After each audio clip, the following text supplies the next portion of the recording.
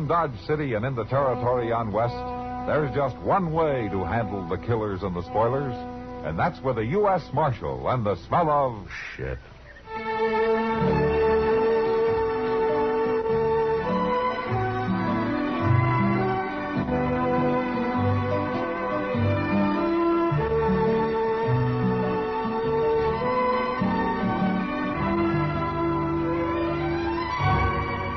Gunsmoke, starring William Conrad. The story of the violence that moved west with young America. And the story of a man who moved with it. I'm that man. Matt Dillon, United States Marshal. The first man they look for and the last they want to meet. It's a chancy job, and it makes a man watchful. And a little lonely.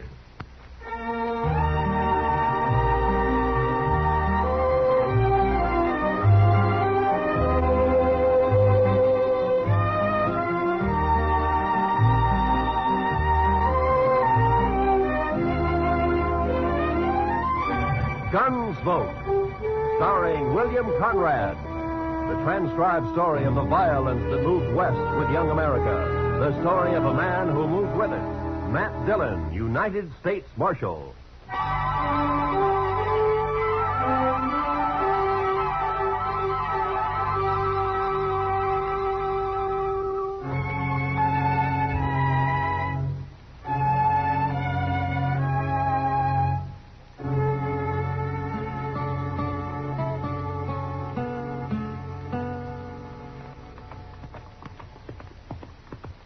Ain't we never going to make camp, Mr. Dillon? We'll ask whoever's living in that cabin up ahead if there's any water around here, Chester. Most likely there ain't. These settlers put up a cabin just anywhere and then start praying for rain. Oh, we could have camped back on Smoky Hill River. No, sir. I'd rather go dry. Just as long as we make Dodge by tomorrow night. We'll make it. I never seen such a place as that Fort Wallace, Mr. Dillon. A man could go plumb out of his mind living there. Well, they don't build army posts for pleasure-loving people like you, Chester. I've been in the Army. Oh? Like it? Well, sir, we didn't always see eye to eye, me and the Army, but at least I didn't get killed. Well, that helps. I'll bet you look pretty bold in a uniform, Chester. Oh, my, yes. I surely did. I wonder if there's anybody home here. Hello? Place looks deserted, Mr. Dillon. Yeah. Here, hold my horse, Chester. I'll take a look. Yes.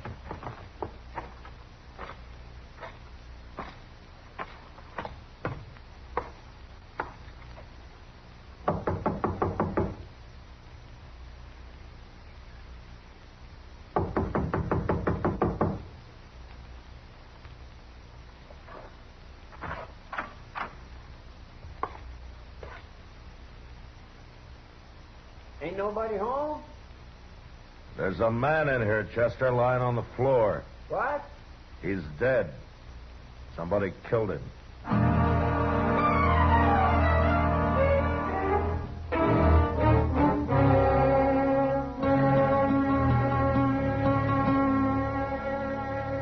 We'll put the fire out now, Mr. Dillon. Yeah, we better get started. Looks like rain this morning. It's too early to tell for sure. Too bad we don't know that fellow's name, Mr. Dillon. Sure do hate to bury a man and not even put a marker on his grave. I'd rather know the name of the man that killed him. It's awful easy to get by with killing a man way out here. Yeah, too easy. Say, look over there, Mr. Dillon. Yonder comes a couple of riders. Yeah, I see him. What do you suppose they're carrying rifles for? Stand over there, Chester, about 10 feet from me, huh? Yes, sir. And keep the hair out of your eyes. Yes, sir, I will.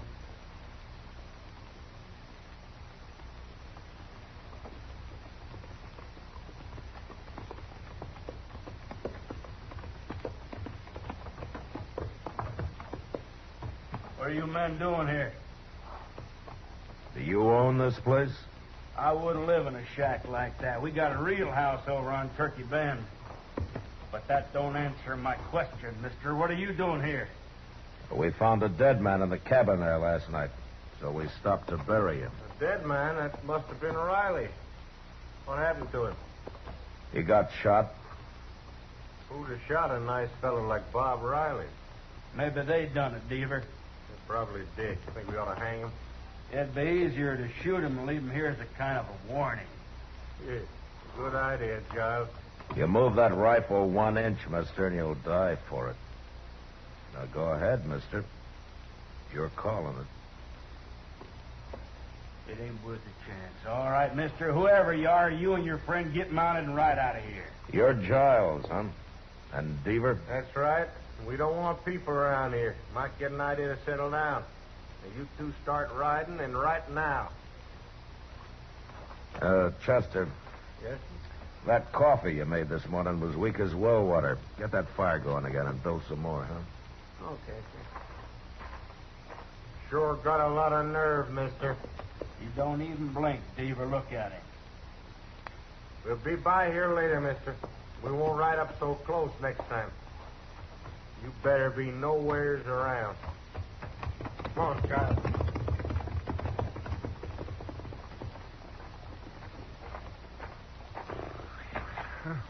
I almost stopped breathing, Mr. Dillon. It was 2 against 2, Chester. We'd have made out all right. Yes, I know, but it's the waiting that chills me. Say, you know something? I'll bet anything it was them that killed the fellow that lived here. Maybe. And I'd sure like to know more about those two. But right now, we better get started for Dodge. Yes, sir, I'll go get the horses. Chester and I got mounted and rode maybe 1.5 miles when we came across a sort of a camp. There was a man there, a tall man with long yellow hair and bright blue eyes that seemed always to be looking into the distance. He had a mule and an old wagon and some hogs that he kept in a well-built, partly covered pen. But he hadn't put up a shelter of any kind for himself, and it didn't look as though he was about to. We got down and walked over to where he was standing by a small fire. Sit down, man. I got no coffee, but you're welcome to that pot of chicory. There's a spoonful of molasses in it. Well, thank you, but we just stopped to say hello. No need to hurry off, mister. My name's Obie Ridgers. Glad to know you, Richards. I'm Matt Dillon, and this is Chester Proudfoot. How you do? I don't meet many people out here. Are you raising hogs? All my life. Not here, though. Well, where do you live, Ridgers? You got a house somewhere? Ain't lived in a house since I was 9 years old. I like it outside. I need a breeze. Well, you're outside here, all right. I ain't gonna move no matter what they say. No matter what who says. Them 2 fellas up on Turkey Bend. Giles and Deaver? Them's the ones. Tell me, Richards, there's a cabin about 1.5 miles north of here. You know the man that lives there, Riley? He comes by here now and then. Oh, we buried him last night. Somebody shot him. That's bad. That's real bad. You better tell the law about it if you're going anywhere, mister. I don't hold with murdering a man. Well, I'm a U.S. Marshal, Richards. That a fact. Well, Don't you ever get into Dodge? we never have, but I'm going today. What, in that wagon? It'll take you a week. No, sir. I'm going horseback. Well, I swear I don't see no horse. Well, right out there, fella. Here he comes now. There's Jim Branch leading him. Jim talked me into going to Dodge with him, but I know I won't like it. I'm just doing it for Jim's sake, kind of coddling him along, make him feel good. Where does this Jim Branch live? He's got a little place over west of here somewhere. Jim's nothing but a cowboy, Marshal. He'll be drifting on one of these days, kind of like me that way. Hello. Got company, Jim. You ready to go, Obie? I'm all dressed up like a sore thumb, can't you see? What'd you do? Change your socks? This here's a U.S. Marshal, Jim. I forget his name. My name's Matt Dillon. I'm glad to know you. I'm Chester Proudfoot. Well, how'd you do? You heading for Dodge, Marshal? Yeah, we'll ride in with you if you like. Good. This is a big day. I've been talking Obie into going to town for 3 months. He claims he don't like towns. Wait till he sees Dodge. I'm happy right here with my hogs. I don't need no town. Your hogs won't miss you. Well, let's get started. I gotta be back in 3 days, Jim, like you promised. Them hogs will starve if I ain't. You'll be back. Oh, say. What? The marshal here tells me Riley got shot. No. Says Giles and Deaver done it. Now, wait a minute, Richards. It looks like they did it, but if I could prove it, I'd be taking them in for trial right now. Well, it's too bad you can't, Marshal. They're no good, them fellas. Well, I can wait. They'll make a mistake sooner or later. But we better get going. It's 60 miles to Dodge.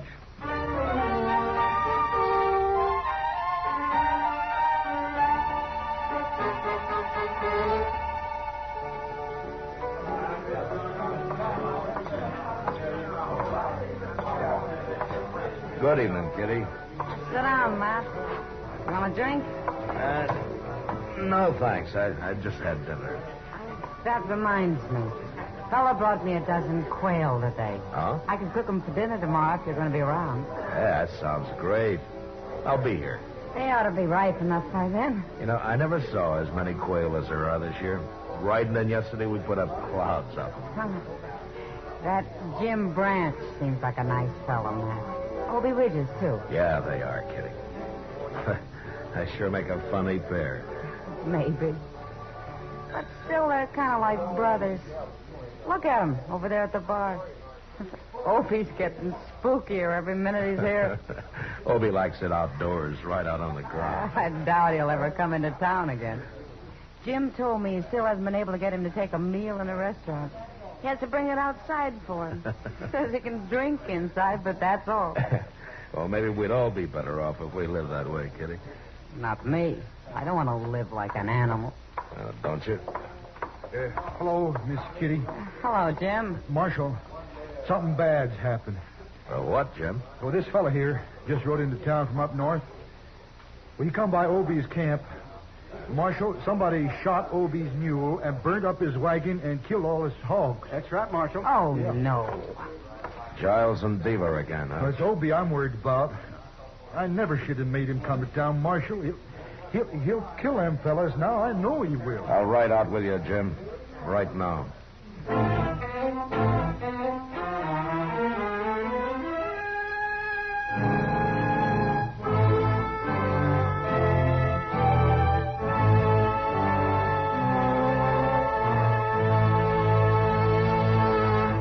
We will return for the second act of Gunsmoke in just a moment. But first, This coming Tuesday night on most of these stations, CBS Radio turns John Lund loose on his latest case of yours truly, Johnny Dollar.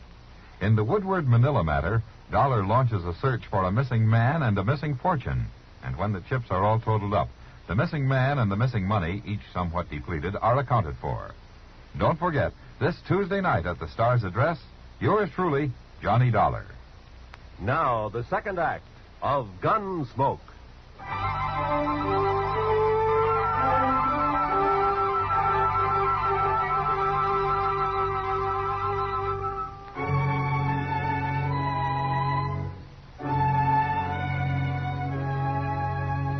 I wanted to ride out to Obie Ridger's camp that night, but Obie insisted on staying in Dodge. He even tried to have a good time for Jim's sake. Next day, however, on the ride up, he just sat his horse and stared straight ahead and never said a word. We reached his camp after dark, and we could see his mule and his hogs lying there in the moonlight, and the remains of his wagon, charred and ghost-like. There was nothing we could do then, so we lay down on the ground and went to sleep. But that was our worst mistake, as I discovered when Chester woke me next morning. Obie had disappeared, and he'd taken his rifle with him. We saddled up and rode for Turkey Bend. How much farther is it, Jim? Just beyond them trees, Chester. I told you Obie was going to kill these fellas, Marshal. Well, maybe they're not here. Well, if they're not, he'll find them.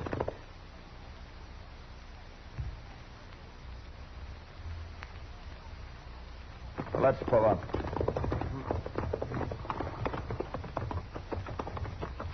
I don't see no cabin. It's right in there. There it is, see? It's... Oh, sure. Wait a minute. Look over there, behind that log. It's Obie. Hey, Obie! We better walk over. Okay. Hey, what are you doing, Obie? Down, you'll get shot. Come on, let's run for it. All right.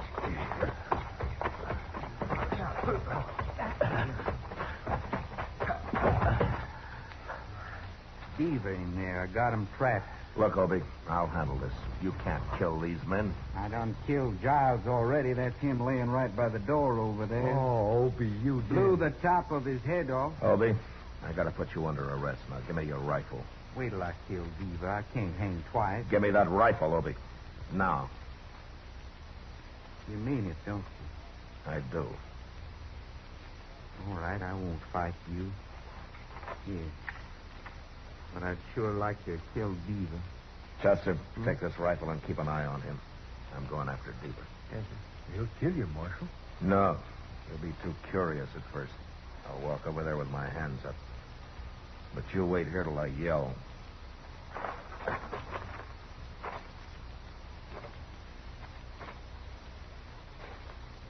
Beaver! Don't shoot. I want to talk to you. That's far enough. Come outside. Obie's under guard. He won't shoot.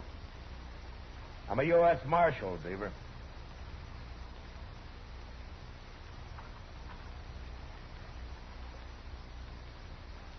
You're the feller we run into the other day up at Riley's cabin? I am. Now come on out. Thought there was something about you. I got Obie under arrest, Beaver. He admits killing Giles here. You killed him.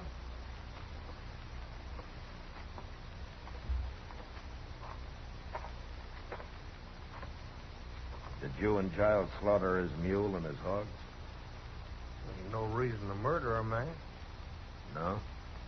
No, it isn't. But tell me about you. Did you murder Riley? Well, wait a minute, You're Mark. going back to Dodge with us, Beaver. Oh, no, not me. Keep your hand away from that gun. Let's see how good you really are, Marshal. No!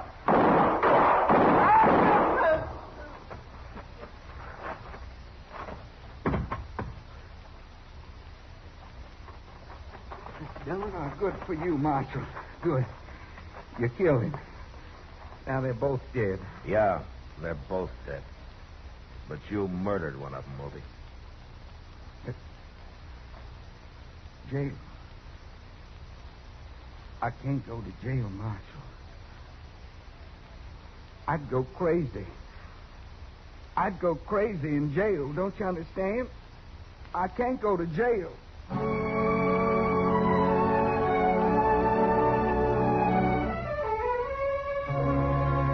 It was a hard thing to do, but I had no choice. And I took Obie back to Dodge and locked him up. A few weeks later, he went on trial. And after long deliberation, the judge sentenced him to life imprisonment. Obie stood up and said he'd rather be hung. Then I took him back to jail. And I sat there with him for a while. I thank you for everything you said, Marshal. You didn't have to do that. Well, I just tried to get the judge to believe you went crazy and you didn't know what you were doing, Obie. I knew what I was doing. I told him I did. Yeah, I know. Why wouldn't he let him hang me, Marshal? And he did what he thought was just, Obie. He didn't think you deserved hanging. I don't know how I've stood it this long in jail. I'm sorry, Obie. I wish I could help you. They got windows in the penitentiary, Marshal? Sure they have. Well, I'll be around later, Obie.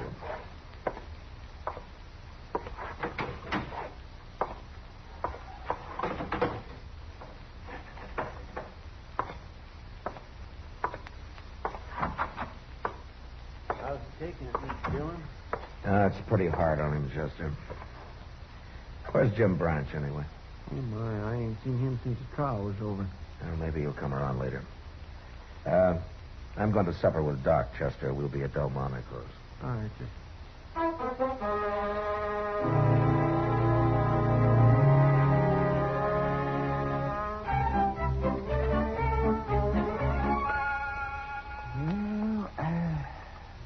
like that could go crazy. Locked up, man? Oh, that's happened before. There's nothing I can do about it, Doc. Well, I know. I didn't mean it that way, Matt. Pass me the beans, will you? These are peas, Matt, but you're welcome to them. All right, peas. Peas, then. Thank you. Well, why don't you take a vacation, Matt? Go back east somewhere, kind of like St. Louis or Kansas City, someplace like that.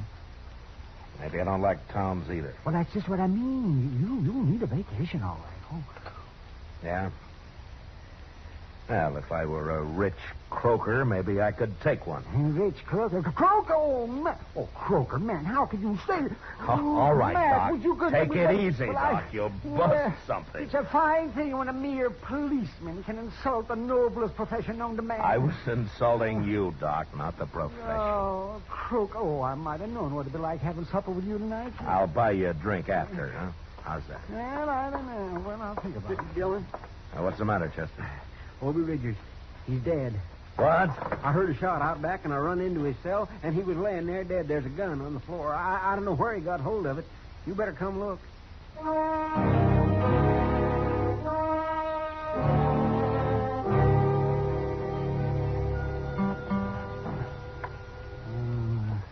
He's dead all right, man. You think he killed himself, Doc? Well, the gun was held right close to his head. Maybe somebody called him over to the window and shot him. Maybe. But he could have done it himself. The bullet ended right here, Matt. Yeah. So you're saying it could be either murder or suicide, huh? That's right. Well, why would anybody murder him, Mr. Dillon? It don't make sense. Well, it could be somebody who understood how Obie felt about being cooped up the rest of his life, Chester. And somebody who liked him. A good friend. Jim Brand? I don't know who used that gun, but Obie's dead. And I'm going to find Jim.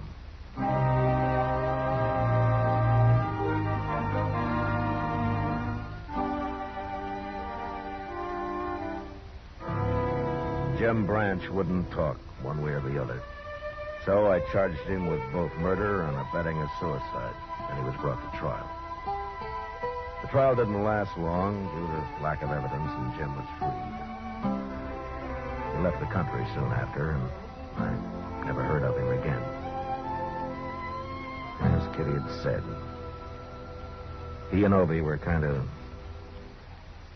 like brothers.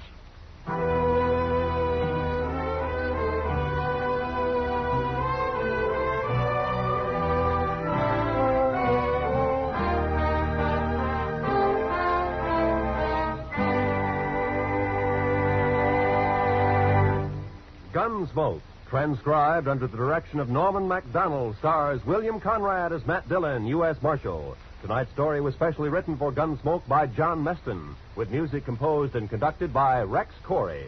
Featured in the cast were Vic Perrin, Lawrence Dobkin, Jack Crucian, and John Daner. Parley Bear as Chester, Howard McNair as Doc, and Georgia Ellis as Kitty. Roy Rowan speaking. Join us again next week as Matt Dillon, U.S. Marshal, fights to bring law and order out of the wild violence of the West in Gunsmoke.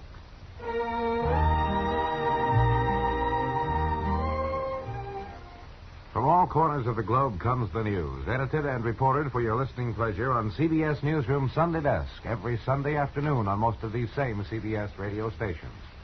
3 top reporters bring you the latest up-to-the-minute news in their specialized fields.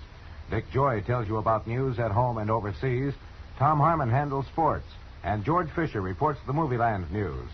That's CBS Newsroom Sunday Desk, tomorrow at the Star's address. Eve Arden as Our Miss Brooks teaches you how to laugh tomorrow on the CBS Radio Network.